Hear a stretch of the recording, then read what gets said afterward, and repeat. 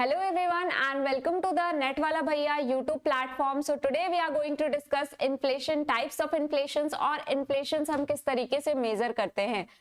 So earlier session we already covered that GDP, NDP, NNP and methods for measuring your national income, economies and diseconomies of scales. So let's begin today's sessions, and before that, if you have not joined the YouTube platform, so please subscribe the Netwala Bhaiya YouTube and also join the Telegram channel for the PDFs and the notes. So let's begin today's sessions, that is your inflation.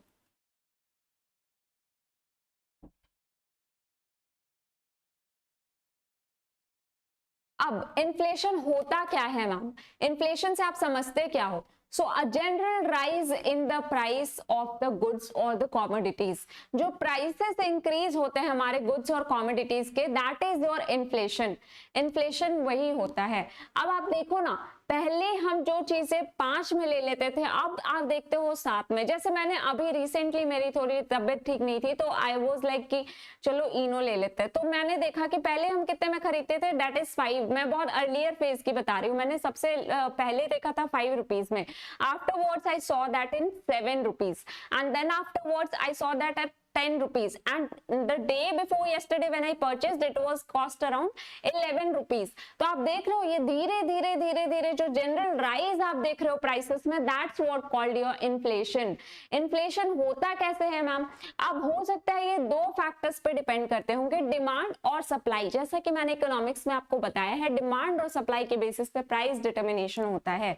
अगर किसी चीज का demand बहुत ज्यादा कर रहे हैं consumers, उसका डिमांड बहुत ज्यादा है, तो कहीं ना कहीं उसके प्राइसेस में भी हमें राइज देखने को मिलता है. वहीं अदर साइड में आप देखो, अगर किसी चीज का सप्लाई का शॉर्टेज हो गया, तो उसका भी प्राइसेस हमें क्या मिलता है मैम? ज्यादा देखने को मिलता है. तो इन 2 फैक्टर से आपको क्लियर हुआ कि किस तरीके से प्राइसेस में राइज देख सकते हैं. नाउ अब देखते हैं कि इन्फ्लेशन किस तरीके से हम मेजर कर सकते हैं, क्या क्या डिफरेंट टाइप्स ऑफ इन्फ्लेशन हमें पढ़ना है.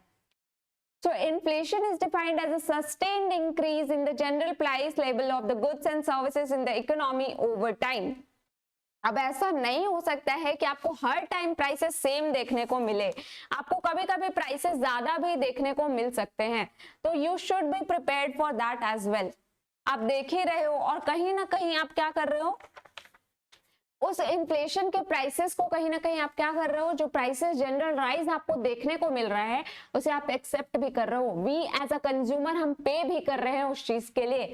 तो कहीं ना कहीं इनकम भी उसमें इंपॉर्टेंट रोल प्ले करता है. अब एक सैलरीड पर्सन की इनकम बढ़ जाएगी, तो अगर वो पहले जितना डिमांड कर रहा होगा, हो सकता है अब वो उससे थोड़ा ज्यादा डिमांड करेगा. जब इसी तरीके से और भी पर्सन आ जाएंगे, सैलरीड पर्सन, और भी लोग डिमांड बढ़ा देंगे, तो कहीं ना कहीं प्राइसेस में हमें राइज देखने को मिल जाएगा. सो इन्फ्लेशन जो है वो कहीं ना कहीं क्या होता है, क्यों अकर होता है? Due to the imbalance between demand and supply. कहने का मैं वही मतलब समझा रही थी आपको. डिमांड बढ़ जा रहा है मैम, प्राइसेस बढ़ते हुए दिख रहा है, सप्लाई कम हो जा रही है मैम, तो भी हमें प्राइसेस में जनरल राइज देखने को मिल रहा है. तो ये क्यों हो रहा है मैम? क्योंकि इसमें दोनों में क्या है मैम, बैलेंस नहीं है चीजें. जितना डिमांड कर रहे हैं, क्या उतना सप्लाई है मार्केट में? क्या उतनी प्रोडक्ट, उतनी कॉमोडिटीज अवेलेबल है? अगर होते तो आप सोचो कि वहां डिमांड क्या हो जाता मैम, फुलफिल हो जाता तो क्या लोग और डिमांड करते? नो मैम, डिमांड नहीं करते तो क्या उतने प्राइस पे ही कॉमोडिटीज नहीं बिक जाती मैम. तो इसीलिए कहीं ना कहीं इम्बैलेंस देखने को मिल रहा है हमें. किन चीजों के बीच में? डिमांड और सप्लाई के बीच में इम्बैलेंस देखने को मिल रहा है, जिसके कारण हम इन्फ्लेशन देख रहे हैं हमारे इकोनॉमी में. नेक्स्ट, अब डिफरेंट टाइप्स ऑफ इन्फ्लेशन क्या होते हैं, थोड़ा सा और पढ़ लेते हैं मैम कि इन्फ्लेशन और क्या होता है, ताकि और अच्छे से आपको समझ में आ जाए इन्फ्लेशन क्या होता है. It is an important economic indicator that influences the purchasing power of money. Purchasing power of money हमेशा याद रखना है आपको. परचेजिंग पावर ऑफ मनी कहने का मतलब है मैम, क्या हुआ, मनी का वैल्यू घटते गया. जैसा कि मैंने बताया, इनो का एग्जाम्पल दिया मैंने आपको, अपने पर्सनल एग्जाम्पल की. जब मैं 5 रुपीज लेके जाती थी तब मैं इनो खरीद लेती थी, लेकिन क्या आज मैं 5 रुपीज लेके जाऊंगी या 7 रुपीज लेके जाऊंगी तो क्या मुझे इनो का वो पैकेट मिलेगा? No ma'am. अब मुझे प्रॉपर 11 या 10 रुपीज लेके जाना होगा, तभी मुझे वो इनो का पैकेट मिलेगा. तो क्या हुआ, मनी का जो पावर ऑफ मनी जो था वो क्या हुआ ma'am, purchasing power of money वो क्या हो गया मैम, कम हो गया। अब मुझे उतने ही पैसे में वो चीजें नहीं मिल रही है, अब मुझे पैसे ज्यादा लेने होंगे उसी सेम कॉमोडिटी को खरीदने के लिए। तो कहीं ना कहीं मनी के क्या हुआ, मनी के वैल्यू को रिड्यूस कर दिया उसने, that is your inflation. Now next is your, अब ये किस पे आपको इसके कॉन्सिक्वेंसेज या बोल सकते हैं इसका इम्पैक्ट देखने को मिल सकता है, बिजनेसेस पे देखने को, कंज्यूमर्स पे एंड गवर्नमेंट्स पे। तो ये सारे कॉन्सिक्वेंसेज आपको देखने को इन चीजों पे मिल सकते हैं। हम कंज्यूमर्स, मैंने अपना एग्जांपल दिया, मैं फेस कर रही हूँ इन्फ्लेशन, बिल्कुल कर रही हूँ मैम, बिजनेसेस फेस कर रहे हैं, बिल्कुल कर रहे हैं, गवर्नमेंट देख रही है, बिल्कुल देख रही है। तो ये सारे लोग हैं जो इन्फ्लेशन को फेस कर रहे हैं कहीं ना कहीं। Now what are the different types of inflation, क्या क्या डिफरेंट टाइप्स होते हैं हमारे इन्फ्लेशन के। क्रीपिंग इन्फ्लेशन, माइल्ड और लो इन्फ्लेशन। क्रीपिंग इन्फ्लेशन कहने का मतलब है मैम, क्रीप मतलब आप क्रीपिंग मतलब क्या समझ रहे हो, रेंगता हुआ, ठीक है। तो कहीं ना कहीं एकदम स्लो इन्फ्लेशन या बोल सकते हैं सबसे कम इन्फ्लेशन जहां पे आपको देखने को मिले, that is your creeping inflation. उसका नाम ही बता रहा है उसके बारे में। तो ये कहीं ना कहीं बहुत कम हमें देखने को मिलते हैं। अब क्रीपिंग इन्फ्लेशन एज्यूम करता है कि प्राइसेस कितने होने चाहिए, 2 से 3% का राइज अगर आपको प्राइसेस में देखने को मिल रहा है तो वो कौन से फॉर्म्स या कौन से इन्फ्लेशन के टाइप्स में इंक्लूड होगा, that is your creeping inflation. ये एजम्पशन है, वी कुड नॉट से कि एग्जैक्ट हम फिगर बता सकते हैं, लेकिन कहीं ना कहीं माना गया है कि 2 से 3% का अगर राइज देखने को मिल रहा है तो वो क्रीपिंग इन्फ्लेशन में आएगा। Next is your disinflation is manageable. जैसे कि मैंने बोला ये बहुत कम है मैम, ये बहुत कम है, ये हम देखें तो प्राइसेस में बहुत कम राइज देखने को हमें मिल रहा है और इतने में हम काम चला सकते हैं, दैट इज मैनेजेबल समहाउ, ठीक है। Next is your walking inflation. Walking को ही हम दूसरे नाम से जानते हैं, that is your trotting inflation, ठीक है। Next is your walking inflation which is also called as your trotting inflation. Walking मतलब सबसे पहले मैंने क्या बताया, रेंगना, क्रीपिंग इन्फ्लेशन, स्लो, एकदम कम।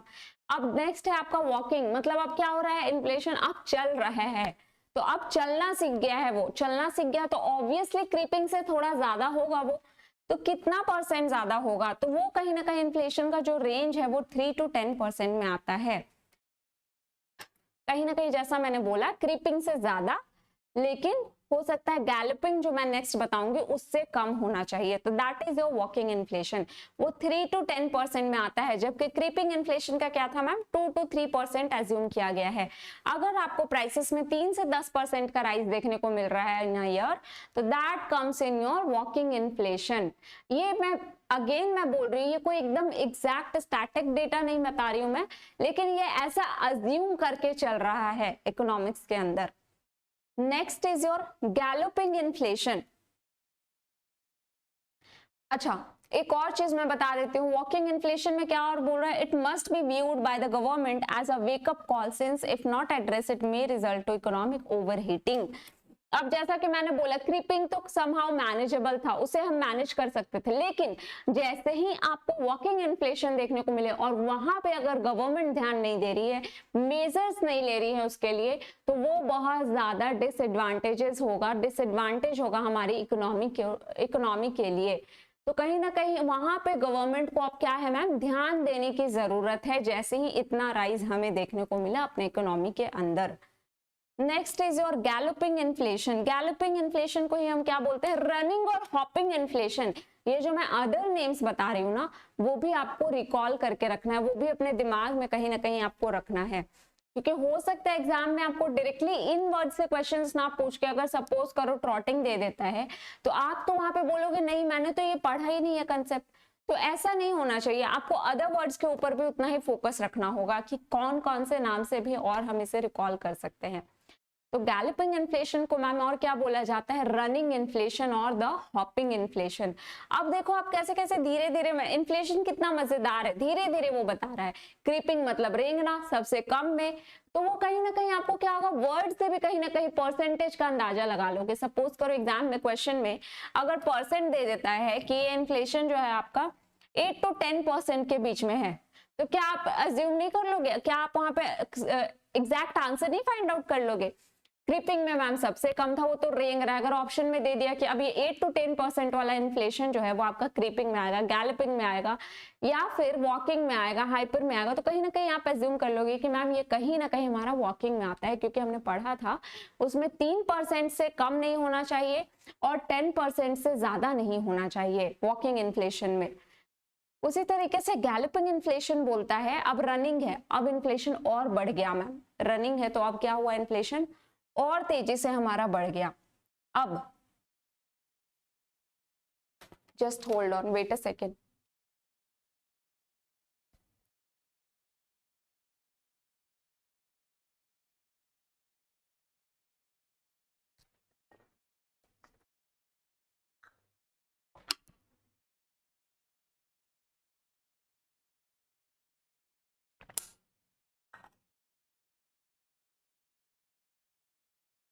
अब क्या हो गया यहाँ पे, बोल रहा है गैलपिंग इन्फ्लेशन में क्या हो गया, रनिंग इन्फ्लेशन बोलते हैं। तो ये कहीं ना कहीं और क्या हुआ मैम, प्रीवियस दो टाइप्स ऑफ इन्फ्लेशन से और क्या ज्यादा परसेंटेज और प्राइस में हमें और ज्यादा राइज देखने को मिला।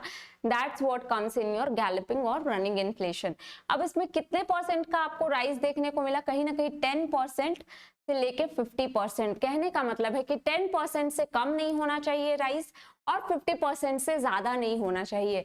अगर इनके बीच में आपको जो जनरल राइज प्राइस में देखने को मिल रहा है, that words comes in your galloping inflation और रनिंग और हॉपिंग इन्फ्लेशन। तो ये आपको याद रखना। अब ये ना ज्यादा हो गया तो यहाँ पे कहीं ना कहीं हमें एक्शन लेने की जरूरत है। कहां तक हम मैनेज कर सकते हैं, क्रीपिंग तक हम मैनेज कर सकते हैं ma'am, that is manageable somehow. लेकिन अब यहाँ पे गवर्नमेंट को इंटरवीन करने की जरूरत है, गवर्नमेंट को एक्शन लेने की जरूरत है। अदरवाइज क्या होगा, हमारा इकोनॉमी कहीं ना कहीं, जीडीपी हमारा नीचे चला जाएगा। अब इसी तरीके से इन्फ्लेशन बढ़ते जाएगा, अगर प्राइसेस राइज होते जाएंगे तो क्या वो हमारे इकोनॉमी के लिए सही है? No ma'am. तो इसी तरीके से हमें जैसे जैसे हम जनरल राइजेस देखते जाते हैं, बढ़ते जाता है, कहीं ना कहीं हमें उसे मेजरेबल एक्शंस लेने होंगे उनके ऊपर, कहीं ना कहीं हमें उनके ऊपर मेजर्स लेने होंगे, जो भी हमें लेना है उनके ऊपर। नेक्स्ट इज यो, और क्या बोल रहा है, it disturbs the economic stability, जैसा कि मैंने बोला, and had a significant impact on consumer purchasing power। लोग क्यों खरीदते जाएंगे, आर द कंज्यूमर्स, मैंने आपको डे 1 बताया, we consumers are very very smart. हम बहुत रैशनल वे में परचेज करते हैं चीजों को, हम सोचते हैं कि कम से कम खर्च करके हमें क्या मिल जाए ma'am, maximum level of satisfaction मिल जाए। तो हम जो कंज्यूमर्स है, we are very very smart, हम एकदम रैशनल थिंकिंग के साथ परचेजिंग करते हैं। तो अगर प्राइसेस से बढ़ते जा रहा है तो क्या कंज्यूमर भी स्पेंड करने के लिए उतना अमाउंट तैयार है? हो सकता है नो। तो वहां पे क्या होगा, कहीं ना कहीं कंज्यूमर की परचेजिंग पावर भी इंपैक्ट करेगी। So next is your hyper inflation. Hyper inflation सबसे ज्यादा होता है। अब ये आ गया तो समझो आपकी इकोनॉमिक्स पूरी बर्बाद हो गई, आपकी इकोनॉमी क्या हो गई, पूरी बर्बाद हो गई। मैं हाइपर इन्फ्लेशन का सिचुएशन लाना ही नहीं है, उससे पहले ही गवर्नमेंट को इंटरवीन करके मेजरेबल एक्शंस ले लेना होता है। हाइपर इन्फ्लेशन का क्या परसेंटेज बोला गया है, मोर देन 50%। अभी कितना भी जा सकता है। एक और एस्टिमेट मैं बता देती हूँ, 100% का भी लिया गया है। मतलब कि सपोज करो it should not be more than 1000%, it should not be more than 1000%। कहने का मतलब अगर इससे 1-2 भी ज्यादा हुआ तो वो फिर हाइपर इन्फ्लेशन का केस नहीं होगा। तो इसमें बोला गया है दैट इज योर 50% और द 1000%। एग्जैक्ट मैं फिर से बता रही हूँ, एग्जैक्ट डेटा कहीं पे भी प्रोवाइडेड नहीं है कि आपको एग्जैक्ट बता दे कि कितना लिया गया है। तो आपको ये कहीं ना कहीं दिमाग में एस्टिमेट बैठा के रखना है, अगर एग्जाम में पूछ दिया जाए तो आपको ये परसेंटेजेस याद होने चाहिए कि इतना पे, इतने से कम में और इससे ज्यादा में नहीं जाना है। तो हाइपर इन्फ्लेशन क्या बोलता है, when the prices increases at a startling the high rate typically more than 50% each month। अब यहाँ पे देख रहे हो आप मंथ, अब इतना ज्यादा इन्फ्लेशन बढ़ जाएगा तो क्या कोई चीजें उतनी महंगी में खरीदेगा? No ma'am. तो कहीं ना कहीं इन्फ्लेशन को वहां पे क्या करने का, कंट्रोल करने का बहुत ज्यादा जरूरत है। It is considered as an extreme kind of inflation, जो मैंने बोला सबसे ज्यादा, ये इन्फ्लेशन का एकदम सबसे एक्सट्रीम हायर पोजीशन हो गया, हायर एकदम पीक पे चला गया है inflation. It is usually happens when the money supply rises significantly. अब अगर अब क्या होगा, अगर मनी सप्लाई बढ़ जाता है हमारी इकोनॉमी में, कहने का मतलब है कि अगर सबको इजीली अवेलेबल है, अगर पैसे ज्यादा छपने लगे और सबको इजीली अवेलेबल है वो चीजें, तो लोग डिमांड करेंगे ना, डिमांड करेंगे तो डिमांड कर रहे हैं तो इन्फ्लेशन भी तो राइज करेगा कहीं ना कहीं। डिमांड कर रहे हैं उस पर्टिकुलर कॉमोडिटी के लिए तो कॉमोडिटी का प्राइस भी तो इंक्रीज करेगा ना मैम।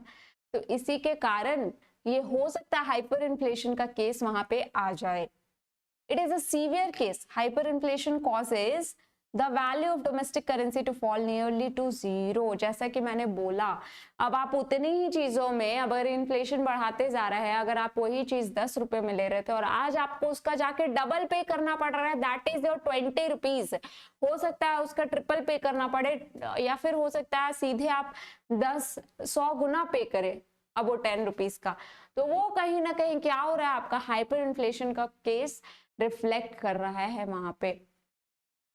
नेक्स्ट इज, अब ये जो केस था ना, ये कहाँ पे हाइपर इन्फ्लेशन, क्या मैम हिस्ट्री में देखा गया है? बिल्कुल देखा गया है। देखिए मैंने यहाँ पे मेंशन भी कर रखा है that hyper inflation way seen in Venezuela in 2019 and Zimbabwe in 2004 to 2009। अब वो सोचिए वो उस कंडीशन में अगर हम जाके एक बार सोच कर देखें तो वो कितना ज्यादा क्योटिक कंडीशन, या बोल सकते हैं कितना खराब कंडीशन होगा उस पर्टिकुलर कंट्री का उस टाइम पे, अगर इतना ज्यादा वो हाइपर इन्फ्लेशन के केस में चला गया है तो। अब वहां पे क्या करना होगा फिर, वहां पे गवर्नमेंट को मेजर्स लेने होंगे, कंट्रोल करना होगा इन्फ्लेशन, इकोनॉमी को वापस से उस ट्रैक पे लाने के लिए। इसीलिए बोलते हैं कि कहीं ना कहीं गवर्नमेंट को पहले ही इंटरवीन करके मेजरेबल एक्शंस लेना बहुत ज्यादा जरूरी है, इन्फ्लेशन को कंट्रोल करना बहुत ज्यादा जरूरी है। अब और क्या क्या इन्फ्लेशन के कॉज पे हम क्या क्या इसको डिस्क्राइब कर सकते हैं। अब यहाँ देखिए types of inflation based on causes, demand pull inflation and cost push inflation. मैंने एकदम स्टार्टिंग में इन्फ्लेशन के कॉन्सेप्ट में आपको बताया था 2 factors, that is your demand and supply. Cost push inflation is your just as your supply only. तो अब क्या बोलता है, डिमांड पुल इन्फ्लेशन, डिमांड बढ़ेगा तो इन्फ्लेशन भी राइज होगा, डिमांड बढ़ेगा तो प्राइसेस भी राइज होगा, पर्टिकुलर कॉमोडिटी का प्राइसेस राइज होगा। अब लोग ज्यादा डिमांड कर रहे हैं, डिमांड किस केस में ज्यादा होगी, जब इनकम बढ़ जाएंगे लोगों के, इनकम ज्यादा बढ़ेंगे तो लोग एक्सपेंड करने के लिए ज्यादा तैयार है, एक्सपेंस करने के लिए ज्यादा तैयार है मैम। तो क्या होगा, प्राइसेस बढ़ जाएंगी, पर्टिकुलर कॉमोडिटी की प्राइसेस बढ़ जाएंगी तो इन्फ्लेशन राइज होगा हमारे पर्टिकुलर इकोनॉमी या कंट्री में। तो that's why demand pull inflation इसी को बोलते हैं, जहाँ पे यूजुअली सैलरीड पर्सन की सैलरी बढ़ गई, इनकम बढ़ गया, लोगों का खर्च करने के लिए लोगों के पास और ज्यादा पैसे हैं अब, तो कहीं ना कहीं अगर वो ज्यादा डिमांड भी करेंगे, डिमांड करेंगे तो क्या होगा मैम, इन्फ्लेशन भी बढ़ेगा। इसीलिए कहीं ना कहीं से नेम क्या दिया गया है, डिमांड पुल इन्फ्लेशन। आइए देखते हैं इसमें क्या बोल रहा है। Demand pull inflation is the increase in prices of goods and services bought on by a rise in overall demand and consumption। जैसा कि मैंने बोला, the underlying reasons for these type of inflation is usually the increased disposable income। जो मैंने बोला, salaried person की income बढ़ गई, अब ज्यादा एक्सपेंसेस कर रहे हैं वो, thereby increasing their demand for goods and services, and this implies that although the total supply of product and services stay constant।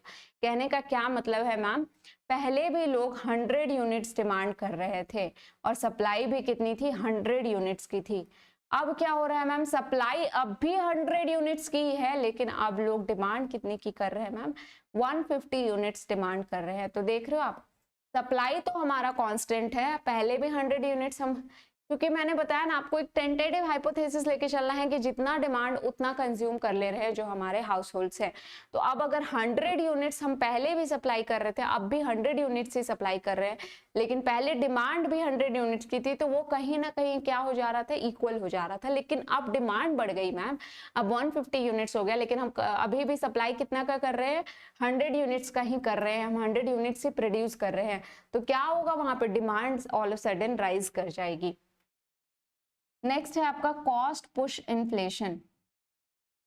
Cost push inflation होता क्या है, it is a term which is used to describe an increase in the cost of factors of production. Cost of factors of production, मैंने बोला था आपको factors of production में आपको क्या क्या याद रखना है, land, labour, capital, wages, land, labour, capital and entrepreneurship. तो अब इसमें क्या बोल रहा है, इनके अगर प्राइसेस में राइज देखने को आपको मिला तो इससे क्या होगा, इन्फ्लेशन में आपको राइज देखने को मिलेगा। लैंड के प्राइसेस बढ़ गए मैम, अब जहां पे हम अपना प्रोड्यूस कर रहे थे, प्रोडक्शन यूनिट बैठाना चाह रहे थे, उसके प्राइसेस बढ़ गए, तो कहीं ना कहीं हमारे प्रोडक्शन का भी तो कॉस्ट इंक्रीज हो जाएगा। लेबर ज्यादा वेजेस अब डिमांड कर रहे हैं, ज्यादा वेजेस देंगे हम उनको तो क्या होगा, वो खर्च भी ज्यादा करेंगे, उससे भी इन्फ्लेशन में राइज देखने को मिलेगा। तो कहीं ना कहीं ये जो फैक्टर्स है ये भी इन्फ्लेशन को क्या करती है, इंक्रीज करती है।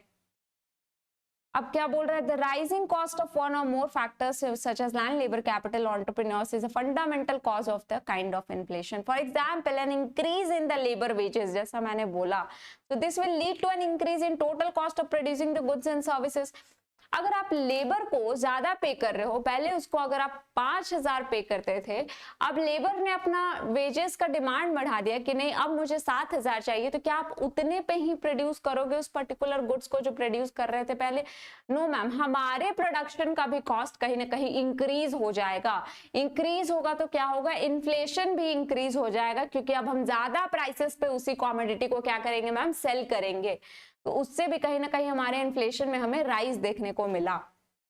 Next is your built in inflation. Built in inflation क्या होता है, it is linked to an adaptive expectations which assumes that present inflation rates will continue in the future. क्या एज्यूम कर रहे हैं, अगर आज मैं बोल रही हूँ कि ये कुछ पर्टिकुलर कॉमोडिटी जो है वो 20 रुपए की है, तो मैं एज्यूम कर रही हूँ कि फ्यूचर में भी ये कितने की होगी, 20 की ही होगी, तो उससे कहीं ना कहीं इन्फ्लेशन में भी आपको देखने को मिलेगा rise. People may expect that the prices of particular product or services rise to a similar rate in the future. उसी रेट से बढ़ेगा। अगर आज ये 20 रुपए की मिल रही है तो हो सकता है फ्यूचर में इसके दाम और बढ़ के इतना ही हो जाए, हो सकता है 40 हो जाएगा। तो कहीं ना कहीं वो भी क्या कर रहा है, हमारा इन्फ्लेशन ऐसा एक्सपेक्ट करते हैं, we as a consumer we expect this, तो उसके कारण भी कहीं ना कहीं हम क्या करने लगेंगे, अभी खरीदना लगेंगे, अभी खरीदने लगेंगे, डिमांड बढ़ जाएगा, डिमांड बढ़ेगा तो प्राइसेस भी उसके कहीं ना कहीं अभी इंक्रीज हो जाएंगे, उससे कहीं ना कहीं इन्फ्लेशन में भी राइज देखने को मिलेगा। सप्लाई शॉक इन्फ्लेशन, जो मैंने बोला, shortage of that particular commodity is defined as an increase in the prices of goods and services caused by unexpected or unanticipated decline in the commodity supplies। जैसे कि मैंने बोला, पहले आप 100 यूनिट्स सप्लाई कर रहे थे, अब आप 90 यूनिट्स का सप्लाई कर रहे हो, तो क्या हो रहा है, ये जो शॉर्टेज आ रहा है आपका 10 यूनिट्स का, इससे कहीं ना कहीं प्राइसेस में हमें राइज देखने को मिल रहा है। अगर कम होगा, डिमांड उतना ही है मार्केट में और आपकी सप्लाई कम हो गई, जैसे मैंने अभी आने वाले प्रीवियस वाले कंसेप्ट में बताया कि जैसे आपने पहले भी 100 यूनिट्स का सप्लाई कर रहे थे, लेकिन जो डिमांड है वो भी 100 यूनिट्स की थी, लेकिन ऑल ऑफ सडन आप अब भी 100 यूनिट्स ही प्रोड्यूस कर रहे हो और डिमांड जो है वो 150 चला गया, तो क्या हो रहा है यहाँ पे मैम, आपका जो कॉमोडिटी का सप्लाई है वो कहीं ना कहीं कम पड़ जा रहा है, जिसके कारण हमें प्राइसेस में राइज देखने को मिलेगा। That's why it is named as supply shock inflation, कि इस वजह से इन्फ्लेशन में राइज देखने को मिला, सप्लाई के वजह से देखने को मिला।